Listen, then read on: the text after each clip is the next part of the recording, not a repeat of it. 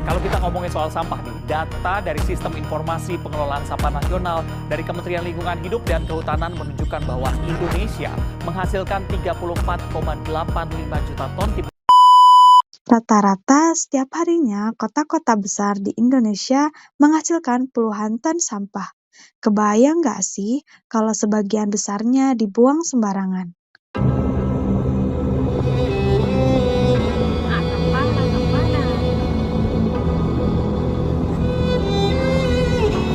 Sampah yang di pinggir jalan lebih banyak daripada sampah di tong sampah.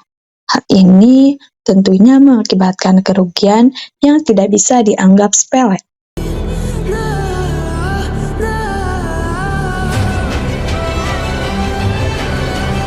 Sampah-sampah itu seharusnya dibuang ke tong sampah, agar nanti diangkut petugas pengangkut sampah yang nantinya dibawa ke TPA, tempat pembuangan akhir.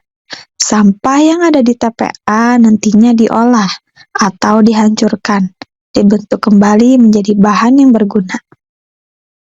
Penggunaan sampah plastik sudah dilarang melalui Peraturan Gubernur Nomor 142 Tahun 2019 tentang kewajiban penggunaan kantong belanja ramah lingkungan. Berbeda dengan sampah lain yang dengan mudah dapat diurai oleh mikroorganisme dalam tanah, sampah plastik memiliki rantai karbon yang panjang, sehingga membutuhkan waktu ratusan, bahkan ribuan tahun agar dapat hancur secara alami.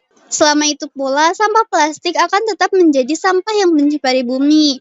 Di tahun 2010, Indonesia menjadi negara kedua penyumbang sampah plastik terbesar di lautan dunia, setelah Cina. Indonesia tercatat telah menghasilkan sampah plastik sebesar 3,22 ton dengan sekitar 0,48 sampai 1,29 juta ton diantaranya mencemari lautan. Membuang sampah sembarangan akan merusak pemandangan, mendatangkan bau yang tidak sedap, mendatangkan banjir level rendah, sampah yang tinggi, mendatangkan berbagai penyakit dan dapat mencemari lingkungan.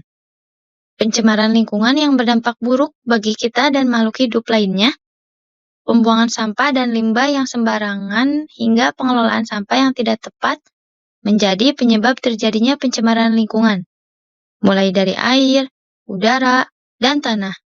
Selain merusak lingkungan kita, pencemaran akibat sampah yang tidak dikelola dengan baik dapat memberikan dampak buruk bagi kesehatan kita dan timbulnya berbagai penyakit. Pencemaran lingkungan tak hanya berdampak bagi manusia, tetapi juga makhluk hidup lainnya seperti hewan dan tumbuhan. Pencemaran sampah di laut membuat banyak hewan laut menderita bahkan berujung kematian dengan rusaknya habitat. Banyak peristiwa hewan laut dari paus hingga penyu yang mati akibat terkontaminasi sampah seperti plastik yang termakan oleh mereka. Sampah kita membunuh mereka. Menjadi penyebab berbagai bencana dari banjir hingga longsor. Sampah menjadi penyebab banjir dengan adanya penumpukan sampah di dasar sungai. 1. Dampak bagi kesehatan. Sampah yang menumpuk lama-kelamaan dapat menjadi tempat berkembang biak bagi organisme penyebab penyakit berbahaya. Tidak hanya itu, makhluk lain yang menyukai tempat kotor juga akan tertarik untuk menggurui tumpukan sampah, seperti virus, bakteri, lalat, belatung, bahkan kucing dan anjing. Hewan ini bertindak sebagai perantara dan menyebabkan penyakit menyebar ke manusia.